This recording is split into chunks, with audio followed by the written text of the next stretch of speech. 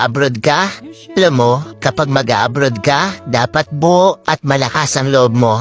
Dahil kung hindi rin dang buo at malakas ang loob mo, huwag mo nang ipagpatuloy pa. Kapag nang ibang bansa ka, dapat kaya mong lahat dahil marami kang kalaban doon sa pupuntahan mo. Nariyan ang lungkot dahil mapapalayo ka sa pamilya mo. Isa yan sa pinakamalakas na kalaban na pwedeng umatake sa'yo. Nariyan din ang takot.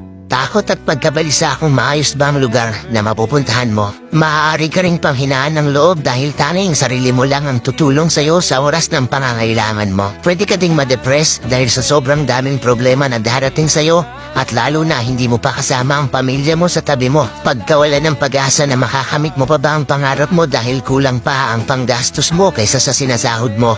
At marami pang iba. Ilan lang yan sa maaari mong maranasan kapag nang ibang bansa ka. Pero dapat kapag nag-abroad ka, kaya mong magtiis at magsakripisyo para sa pangarap mo. Kaya mong indahin ang lahat ng lungkot para sa pamilya mo.